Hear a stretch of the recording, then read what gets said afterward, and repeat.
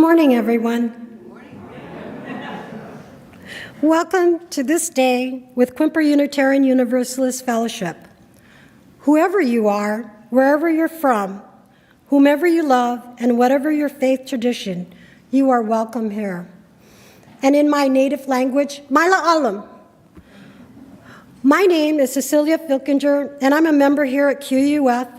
I'd like to begin this service by acknowledging that the water, land, and shorelines here in Port Townsend are the traditional territories of the Sklallam and Chimicum peoples. We honor, acknowledge our Indigenous members and neighbors and vow to help restore and sustain their homelands. As we call in our time together, let us settle our minds and calm our hearts with the ringing of our chimes.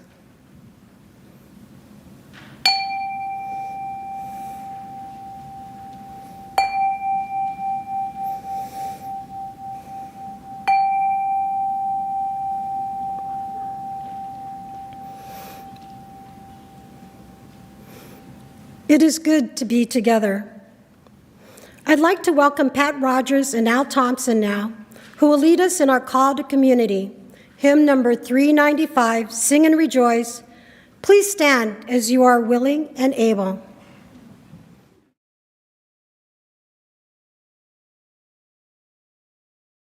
We're all going to sing it together once or twice, rather, to get used to it, and then I will start with this half of the room, and Al will pick up with that half of the room, and we'll figure out when to end. Okay. Sing and rejoice, sing and rejoice. Let all things living now sing and rejoice. Again. Sing and rejoice, sing and rejoice. Let all things living now sing and rejoice. Sing and rejoice. Sing and rejoice, sing and rejoice. Let all things living now sing and rejoice. Sing and rejoice, sing and rejoice. Let all things living now sing and rejoice.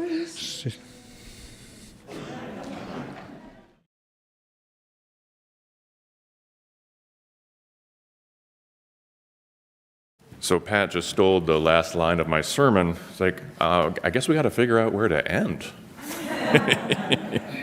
That was great, thank you. So on this Advent Sunday, when we celebrate love, our banner, a blue banner of love, please join me now in our chalice lighting words, written by the gloriously inspirational Helen Keller. If ever I need a quote to kind of add some bubbles to my emotional water, I always look to Helen Keller. The best and most beautiful things in the world cannot be seen or even touched. They must be felt with the heart.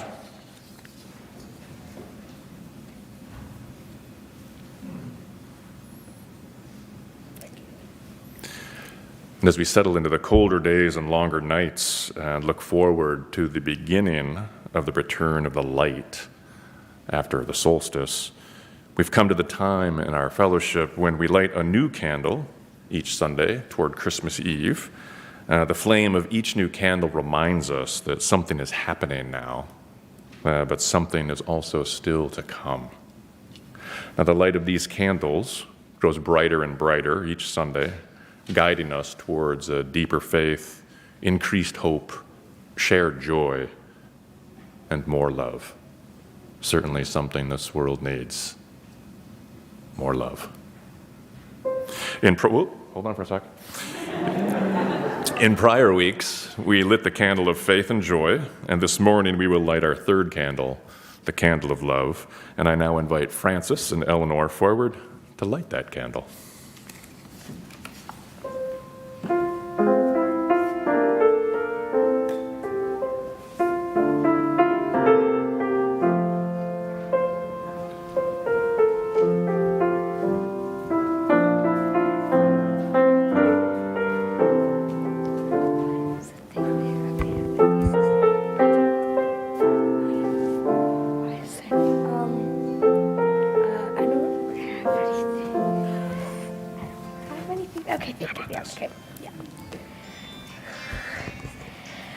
We light the third candle for love, for the people we love and for the people who love us, for the way love holds us just as we are, and the way it calls us forward into new ways of being.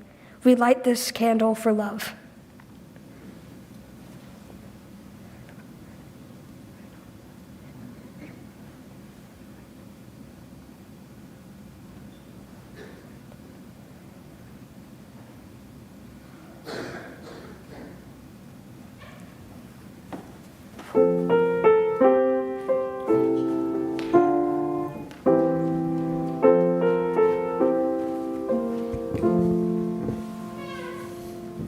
Thank you.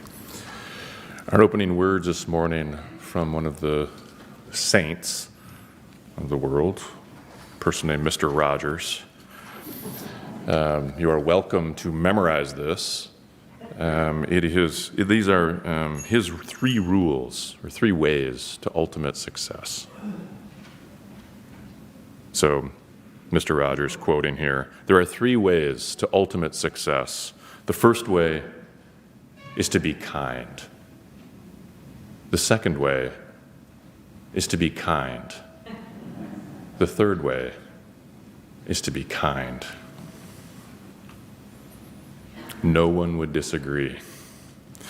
And our responsive reading this morning is by Desmond Tutu, who was a social rights activist and Anglican bishop who won the Nobel Peace Prize in 1984 for his role in as a unifying and leading figure in the nonviolent campaign to resolve the problem of apartheid in South Africa. What we're going to do is share a few of his thoughts on love. I will start, you will read, and then we'll conclude where we began. Good. Our maturity will be judged by how well we are able to agree and disagree and yet continue to love one another.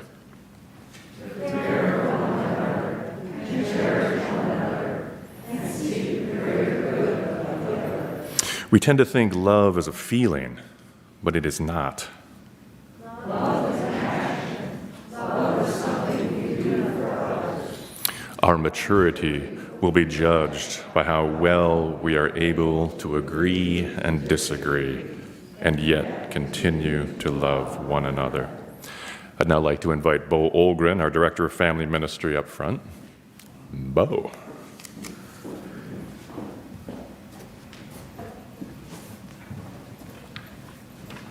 Good morning, everyone. Today in RE, our preschoolers are going to be exploring the sense of sound and hearing. And then in our middle elementary grades, we are going to be exploring transfiguration in our environmental Horcrux Harry Potter curriculum. And then our middle school group is going to be celebrating Christmas with a reading of the Christmas Carol. And so will those of you who are on the aisle please raise as you are willing or able to sing out our children.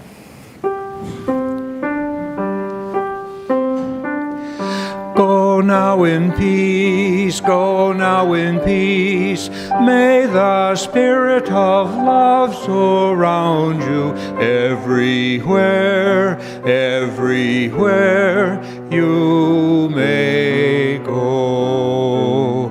Go now in peace, go now in peace. May the spirit of love surround you everywhere, everywhere you may go. Boom, boom.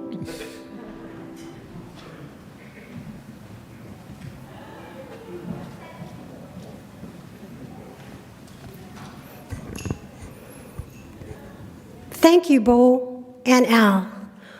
What we'd like to do now is acknowledge and welcome those of you who are visiting us this morning. If you are online with us, you are invited to say hello in the comment section and tell us your name and where you're from. The chat section can be found below or on the right side of the video when it is out of full screen. If you are attending in person, please rise as possible. Your hand, If you are attending in person, please rise as able or raise your hand so we may welcome you now. Welcome. Welcome. Welcome. Today is the first Sunday of the month, so it's time for our Hope collection. Hope stands for helping our people eat, and everything you donate today will go to our local food pantries. If you'd like to donate to this worthy cause, you have a few options. The ushers will now come among you and receive the offering for those of you in person. For those viewing online, text the amount you'd like to give to the number now showing at the bottom of the screen. Or go to our website, quuf.org, and click on the giving link, or simply mail a check to QUF. Just remember to put HOPE in the memo line. We will now gratefully receive your offering as we listen to the Vaccinated Voices Choir, led by Pat Rodgers, sing hymn number 394, Hava Nashira.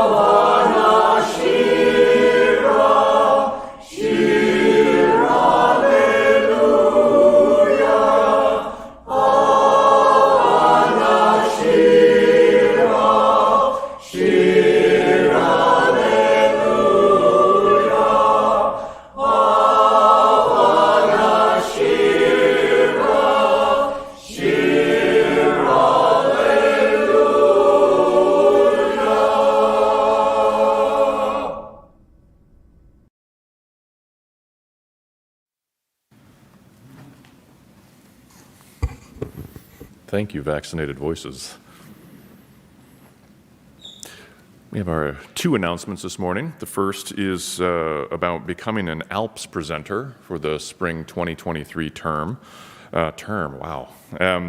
So put your thinking cap on and think about what you might be able to offer as a class or a course. It can be a class discussion, a field trip, a special event of your choice. And now, while the official due date for the application is today, we built in a little wiggle room. So if you're still thinking about a class that you might be able to provide or offer, please let us know, and we can extend the deadline by a day or two. And also, you can submit your proposal by going to the website, quuf.org, and clicking on the ALPS Classes button on the homepage. And you'll find a proposal form. And our second announcement is from Hillary Rosen, who would like to say a few words.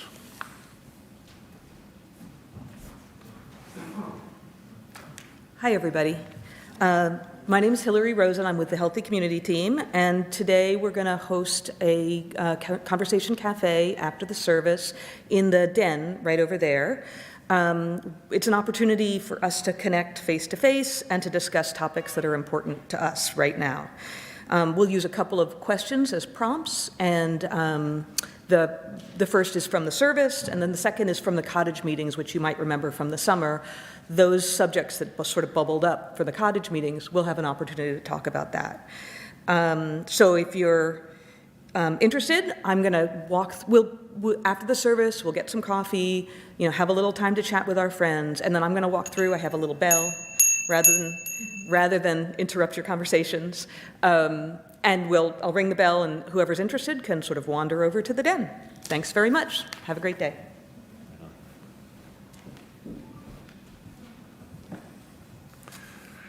Listen for the bell, folks.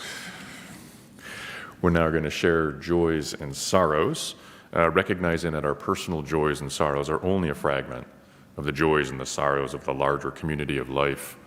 And thus, we're going to place this first stone, thinking in particular of our personal and our public preparations for the forthcoming winter holidays, Hanukkah, which starts next Sunday, winter solstice, Christmas, and New Year's.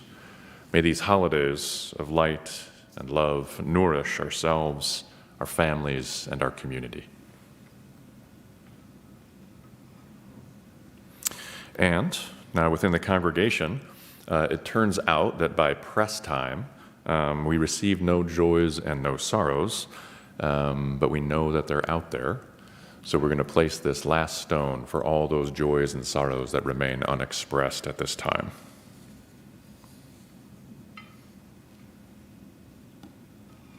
And I invite you into a time of silence and meditation.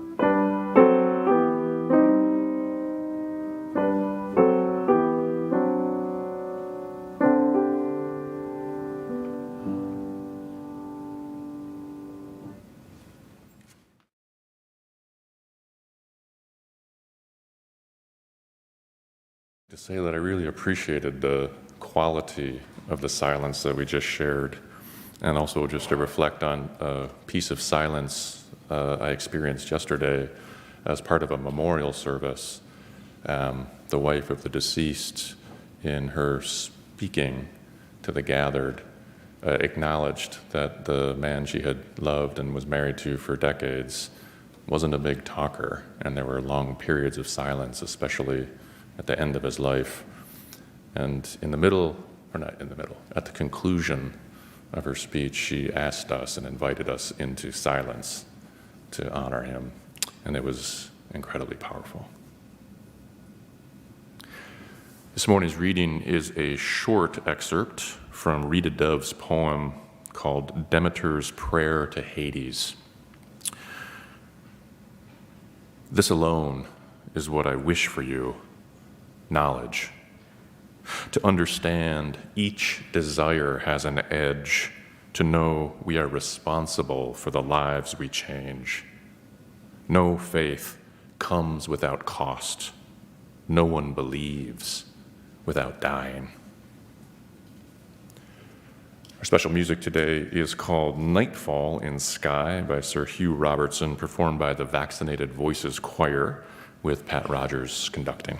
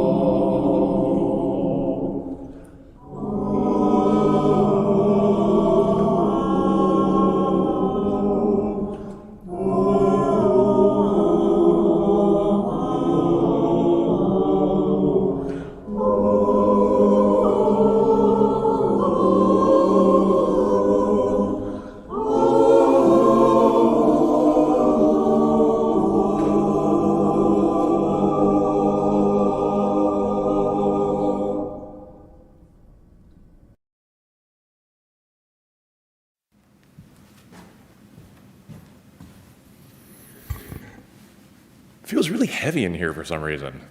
This is a service about love, right? So that's, I don't know. I don't know if it's just me.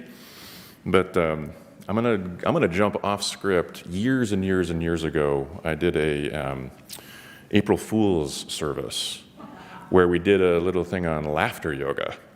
And the amazing thing about laughter yoga is that you can, at any time in your life, at any time of the day, practice some laughter yoga. And what will happen when you smile and laugh, even if you don't mean to smile and laugh, all those good juices start to flow. You get the advantage of feeling what it is to laugh. So we are actually, on this Sunday of Love, going to step into some vulnerable space with everybody, and this is completely unplanned. We're going to do a yoga exercise, a laughter yoga exercise called Barbie's Lawnmower. And so what you are going to imagine is that Barbie's lawnmower is on the palm of your hand, and you are going to try to start it with a little So on the count of, please, everybody, I want to see everybody's palm out there. Barbie's lawnmower, it could be a snowblower if you want. And we're going to try to start it by pulling the cord and going, right, 1, 2, 3.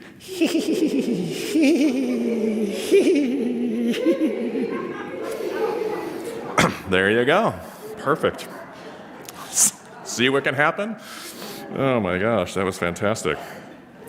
So along with starting Barbie's lawnmower, this is going to be one of those rare Sundays when we are going to do something radically different than what we normally do. And I know what you're thinking, how could there be anything more radically different?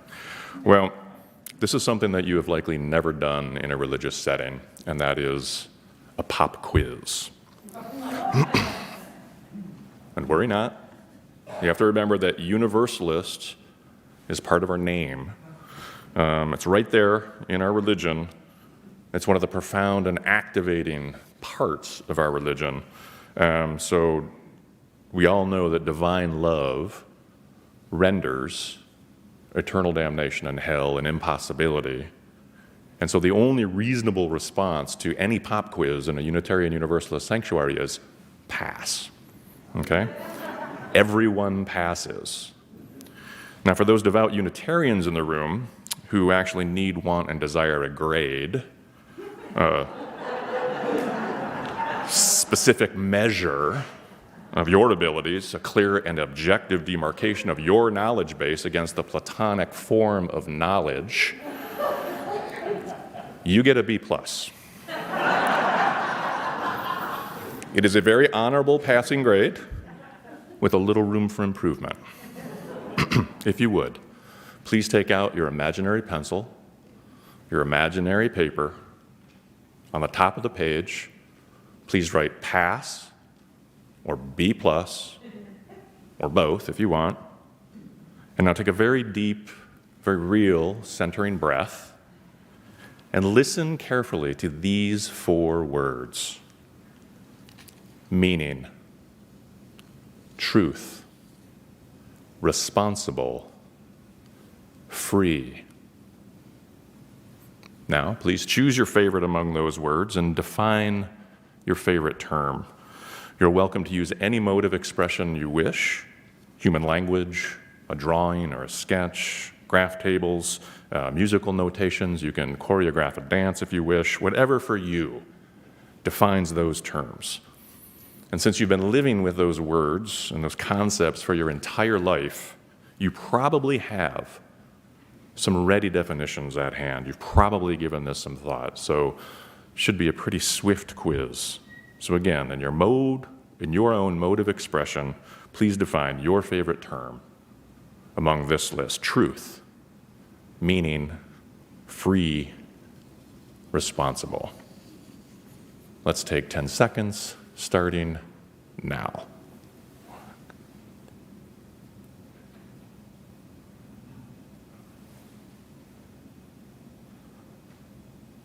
And pencils down. The first question, of course, is, did you write pass or did you write B+ on the top of your page?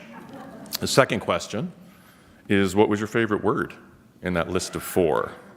Because there's admittedly a lot to choose from. Now, for those of you who have been hanging around Unitarian Universalism for a little bit, oh, and by the way, I discovered this morning that if you have a name tag and there is a red ribbon on your name tag, that means that you're a newcomer. So those of you at coffee hour this afternoon, if you spot someone with a red tag, please consider going over, making an introduction and some welcome. And for those of you who have been hanging around Unitarian Universalism for a little while, probably notice that those 4 words have a starring role in the 4th principle: a free and responsible search for truth and meaning. And now that we've all passed our first ever religious pop quiz during a worship service, and now that you are all reminded that you practice a religion where all these words in the list make up a core principle of this religion, and also there's a caveat to that, we're currently, as a religious body, involved in dialogue as to if and how those principles will evolve or change. There's some information above the drinking fountain on that. It's called Article 2. It's very interesting. Every 15 years, our religion is planned in to reflect on those principles. And we're in a very interesting and dynamic time in this conversation. But since we have our pop quiz mojo rolling right now, let's take a second pop quiz, okay? So imaginary pencils back up, imaginary papers. What we're going to do is define the other 3 terms, okay? 10 seconds. Ready? Go.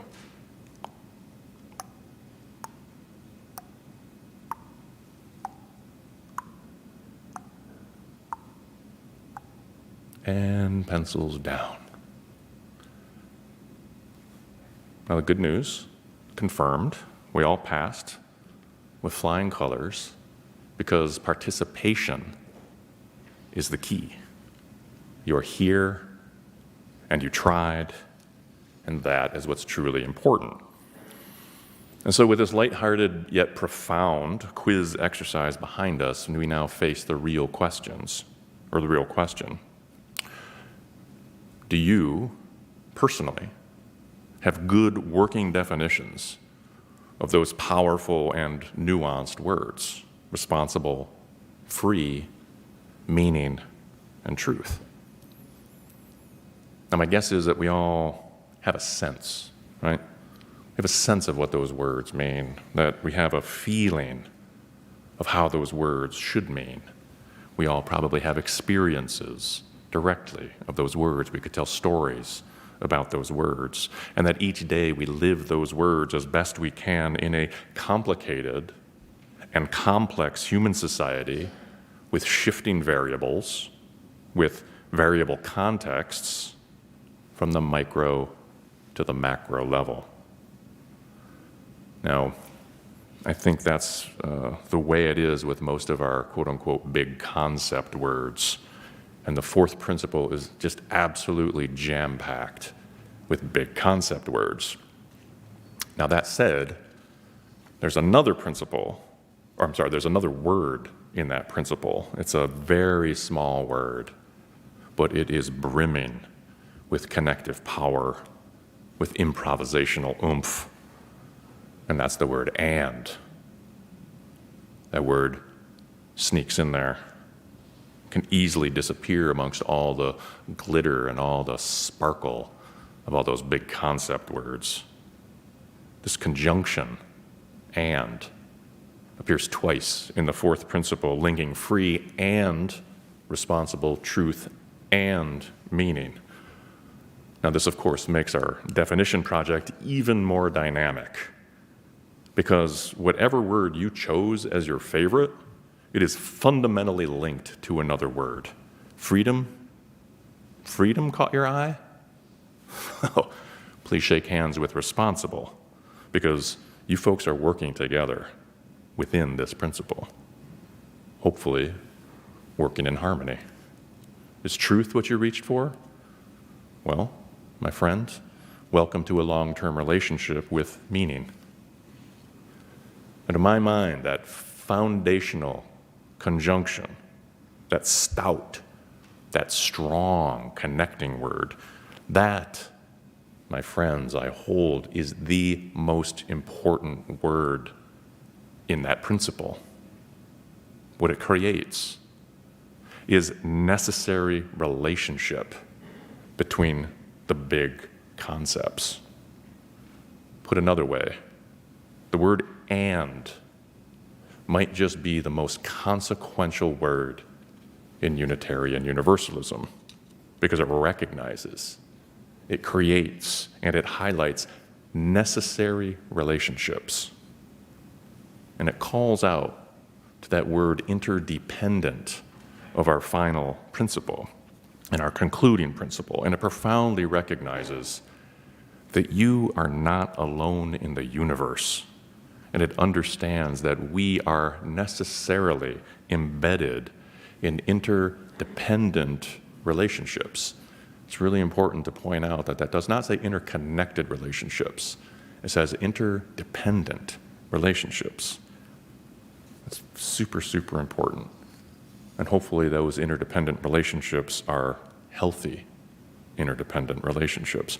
Now, to practice the fourth principle, a free and responsible search for truth and meaning, you cannot simply be free in your search. To practice this principle religiously, you have to be responsible as well. It is free and responsible. Now, come to think of it, we should have included the word "and" in our initial list of words to define. And with this idea in mind, I retook the quiz at home, pencil, back of an envelope, right? I made a sketch, and what it was essentially one of those Venn diagrams, right? Where the circle free and the circle responsible overlap at the important word "and." And a similar diagram, it exists, of course, for truth and meaning.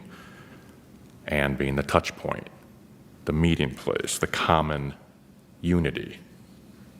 Common unity. Say that 3 times fast. Common unity, common unity, community. And, of course, interdependence. So let's call that space, that Venn space, let's call that "and" space. And in staring at that sketch, this is an insight that I would like to offer to you this morning. The religious calling for a fully realized fourth principle is to keep expanding that common unity, the overlapping "and" space, where free and responsible, where truth and meaning are connected. That the ideal of the fourth principle is when free and responsibility are so harmoniously aligned that the Venn zone essentially just disappears and the circles are completely overlapping. They become one. Now, to add another image to this idea, let's consider our sanctuary, generous "and" space, and that our work within this sanctuary and our work that extends beyond this sanctuary is to expand the "and" space, make it ever larger, ever more welcoming. Values more aligned, both in ourselves and in our interdependent relationships. Now, that is super easy to say. It's a nice drawing to sketch on an envelope, but surprisingly difficult to realize in real life. Now, the concept of a free search, for example, especially freedom of thought, freedom of exploration and expression, supreme value, and nothing should, could, or can encumber such a search. Suggestion that it might be productive and useful to constrain or to curate the concept of free in a religious setting, well, that is not a universally welcome idea. Now, not surprisingly, this idea upsets a certain kind of fierce Unitarian. So supreme is the value of free that is causing upset in congregations across the country most notably when and where the sanctity of a quote-unquote free search bumps in to that word responsible. Ouch. Case in point, I know of a congregation that is struggling mightily with the relationship between free and responsible regarding the word search. Boiled down to a concrete example, this congregation has an active adult education program, and there was a proposed class or classes that caused offense to some folks in the congregation. A conflict of values erupted and created profound upset.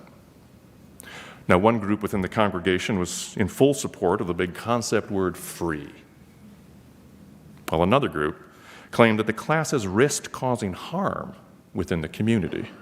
Essentially, that the proposed search, the proposed free search, was not aligned with the big concept word responsible, and that church resources should not be invested in helping support those classes. Now, to be sure, both these groups, Camp Free and Camp Responsible, they're teaming with good people, good-hearted, smart, justice-seeking people who want to live in and build a just and joyous society. Participants in both groups, they're pledging members to the same congregation. They meet in the same sanctuary on Sunday mornings. They sing the same songs from the same hymnal. They listen to the same sermons. Yet Group Responsible is calling foul on Group Free, claiming that their classes, their forums for the search, has the potential to cause harm. And there are probably other very nuanced arguments or direct arguments that I won't touch upon. And I have to say I've been thinking about this issue for months because it just hurts my heart. I've been talking with congregants and ministers at multiple congregations. I've been talking with friends and family, whether you or not. And I even was driven to reread that classic Dr. Seuss story about conflict called the Zacks. Now, quickly reviewed, a north-going Zacks and a south-going Zacks bump into each other in a wide-open field. Both refuse to move to one side to allow the other to continue along their way. The larger world continues to grow and develop while the Zacks, willfully stuck in their standoff, cross-armed, staring, scowling. Eventually the highway gets built around them. And these two Zacks, which is important to remember, they look almost identical, stand facing each other, refusing to move. And what they don't realize in their stuckness is that the north-going Zacks and the south-going Zacks, they both live on a sphere, that eventually the north-going Zacks will be going south, and the south-going Zacks will start going north. The story is instructive. The story is highly recommended. Now, my internet search also, as I'm going through my research, right, the internet gods are starting to create an algorithm on my current interests, and they start prompting me with all sorts of articles. And all of a sudden, Carl Sagan's classic comes up. I'm lured into buying Carl Sagan's Carl Sagan's book, A Demon-Haunted World, so I could focus, which is a discussion of science and religion. And religion doesn't come out too well in that book. But chapter 12 is called The Fine Art of Baloney Detection. Now, the art of baloney detection, it's quite lovely, and I especially love the guidance to spin more than one hypothesis. If there's something to be explained, think of all the different ways in which it could be explained. Then think of tests by which you could systematically disprove each of the alternatives.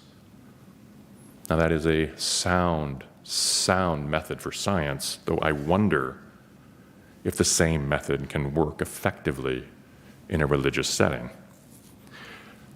And so I decided to think out loud this summer, and I delivered a sermon at Olympic UU Fellowship in Squim about the fourth principle of Unitarian Universalism. The title of that sermon was called Searching for Free and Responsible. The response at OU-UF was enthusiastic. I trusted their enthusiasm. I'm a big fan of enthusiasm. I developed the sermon a little bit more, and I delivered the sermon again. I developed it a little more, and then I delivered it a third time. If any of you have ever watched the sitcom The Marvelous Mrs. Maisel, there's that scene of her practicing her stand-up routine. That's exactly what I did with that sermon.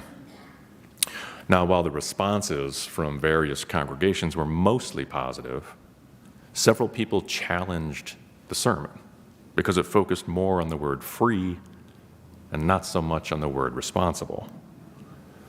And I welcomed the feedback. We have to welcome the feedback. I modeled welcoming the feedback. One email that I received cut straight to the point. Quote, "There was for me a missing element.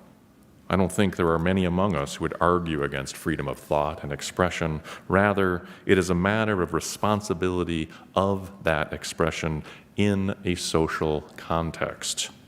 Who decides what is responsible and how that is enforced?" Close quote. Now, those are three profound questions regarding the fourth principle. Who decides? What's responsible? How is that enforced? Sounds like another pop quiz in the making. And so with these three who, what, and how questions in mind, I'm going to offer a few responses, and I welcome your feedback, your refinements, your disagreements, and your observations. And I will say that this sermon, I've written many, many sermons, and this was the hardest sermon to write, and I don't think it's finished.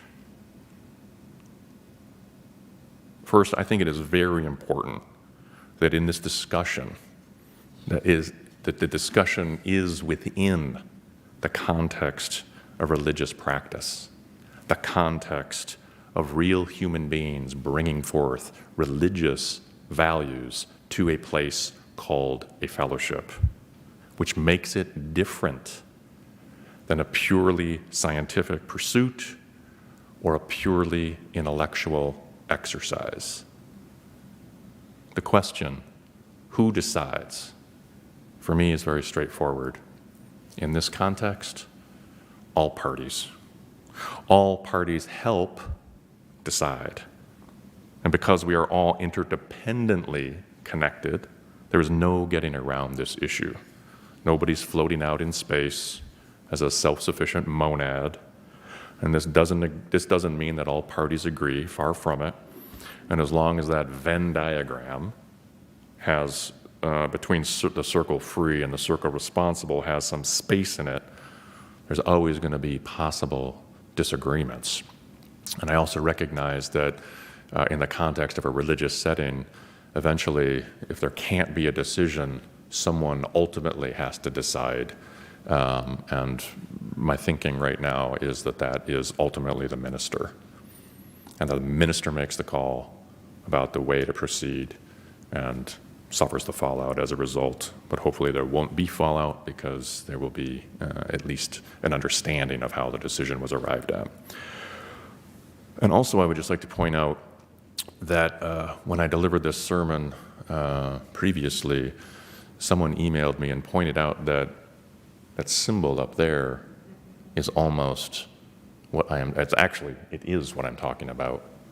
It is the Venn diagram, the and space. And I see those little crescents away from the Venn space. And my guess is those crescents will always exist. And my hope is that love is everywhere, in the crescents and in the Venn diagram. And so to maintain healthy relationships, disagreement does not need to be destructive. I'm going to repeat that so we can all, with our open hearts and open minds, hear that. disagreement need not be destructive. Hopefully, we are creating a loving and dynamic environment where disagreement should, could, and can be instructive. Tensions can be creative. And in fact, in our complex and complicated society, they have to be creative. We are living in a soup of conflict. They have to be creative.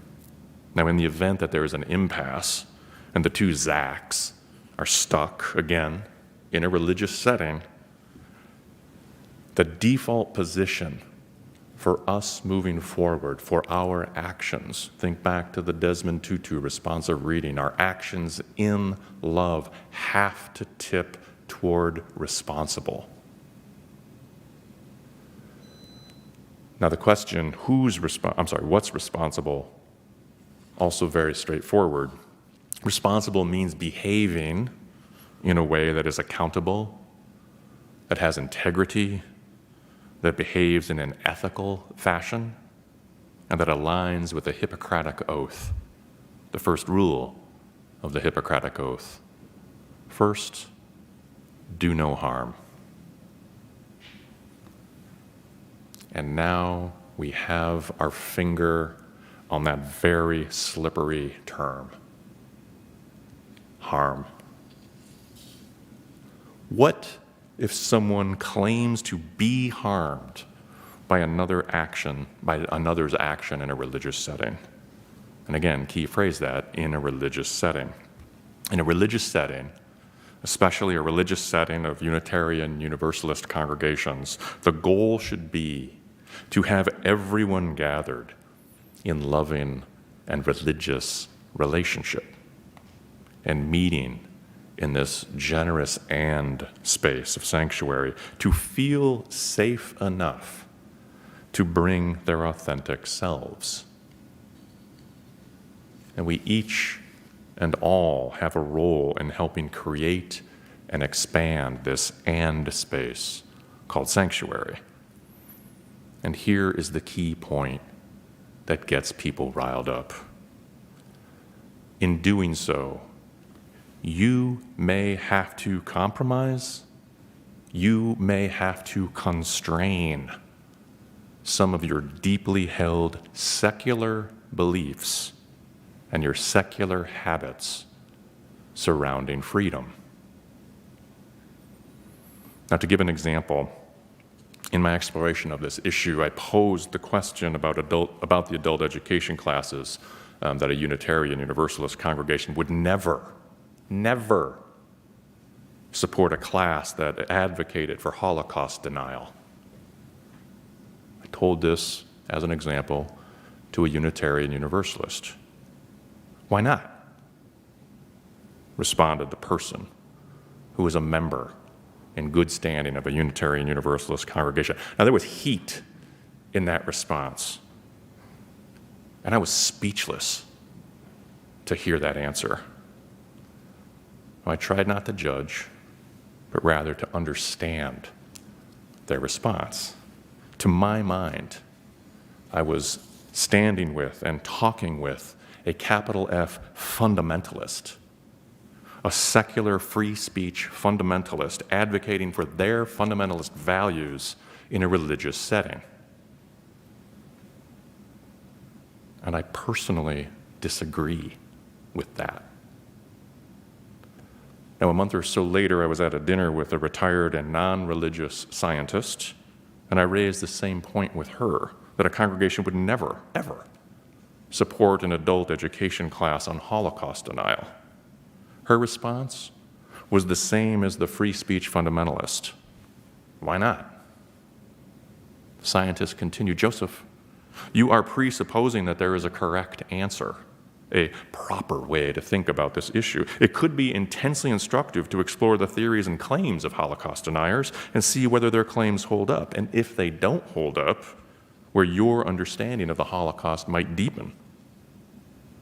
Again, there was heat in that response, and she had no dog in this fight. And I hear echoes of Sagan's baloney detection, but to my ears, the process did not seem proper in a religious setting. How does that expand the and space, the loving and space? Now, neither of these people were answering the question. Neither of these people who were answering the question were Jewish. Neither am I. Neither of these people had family who were worked to death in Auschwitz or Dachau or Buchenwald. Both had a very safe and very privileged position. The subject was abstract. It did not cause, it did not trigger personal harm. It did not touch a nerve. And for me, that phrase, touch a nerve, is a good phrase to consider. And I would like to share one of the deepest touch a nerve stories that I have ever personally heard. This story was told to me by a 20-something white man who visited in an effort to educate himself, to learn. He made a trip to the National Museum of African American History and Culture in Washington, D.C., and there he was, standing in front of a glass-fronted display case that contained a bullwhip used by a plantation overseer. He was alone. He was quietly looking at the bullwhip, and up walked a middle-aged black woman who glanced into the case. Oh my God! Spun around 180 and essentially ran away. Now that experience for that young white man was profound. How a single historical object behind glass could elicit radically different responses within two human beings sharing the same space. The bullwhip touched a nerve for one person, and it was merely an interesting historical object for the other. And to be sure, the National Museum of African American History and Culture, it's highly curated. They knew what they were doing. It's highly designed. It's an intentional space. The objects on display are carefully selected. They are considered by museum professionals, most likely who are black. And these curators are fully aware that a bullwhip, this bullwhip, is an object that caused intense physical and psychological harm to enslaved people in the name of white supremacy, and that this 150-year-old piece of leather is an emotionally loaded and very hot object. And the bullwhip is there, displayed and visible. And so two questions asked in the starkest of terms. One, is it responsible to bring metaphorical bullwhips into a religious setting? Ideas that touch a nerve. Two, if and when someone gasps and you don't, what is your responsibility? What do you have to learn? What kind of grace do you need to practice?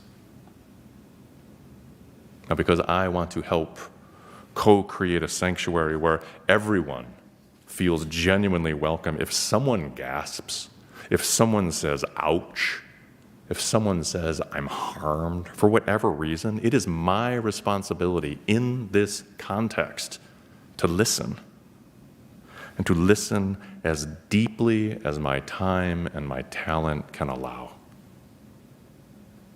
And I fully recognize that I may not understand the source of the gasp, that I am somehow protected from that nerve being touched. But in a religious setting, I have to trust someone else's gasp. I have to trust their visceral reaction. Now, especially in a religious setting where we are trying to co-create a loving community, we are trying to co-create a loving and space. You are doing it right now. You are co-creating a loving and space. And the co-creation of a successful sanctuary, of a welcoming and space, this project, sorry Unitarians, this project is not purely rational.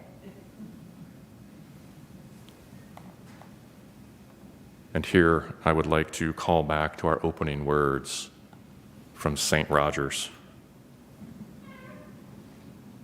If you've memorized it, you're welcome to join me.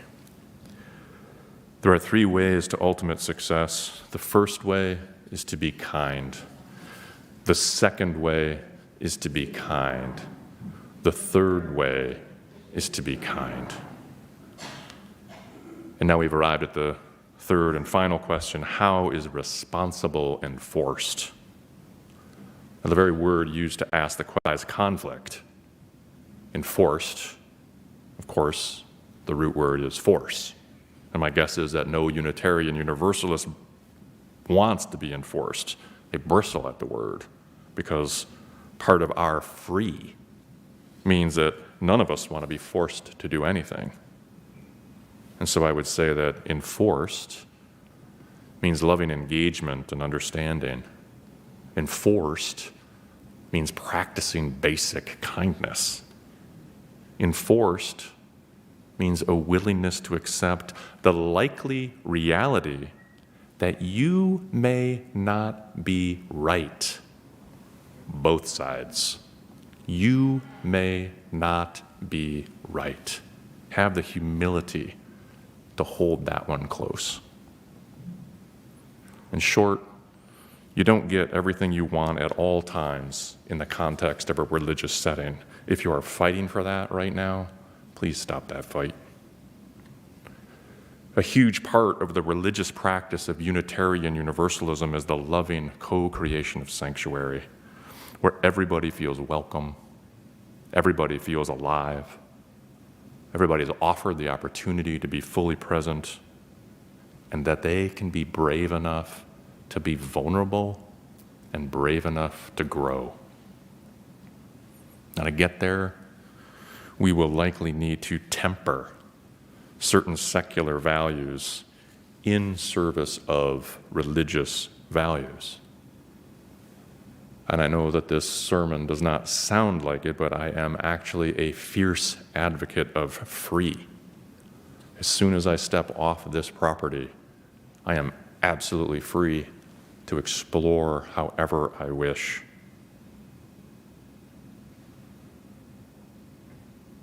And I really didn't want to write that sentence. And I don't know whether I actually believe it.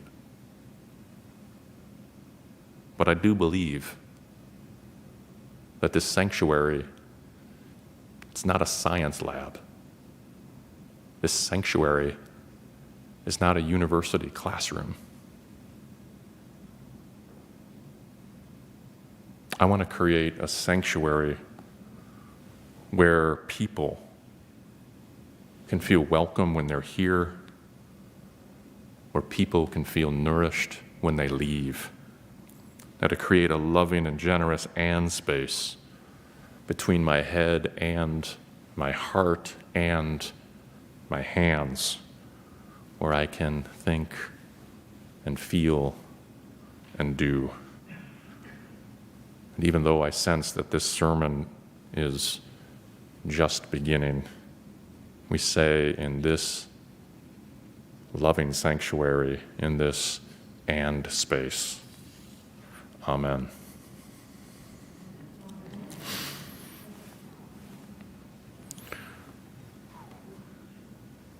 Our closing hymn, I believe, has either a Latin or Italian title that I'm probably going to mispronounce. It's hymn number 393, Jubilate Deo, probably close, sung by the Vaccinated Voices Choir, conducted by Pat Rodgers.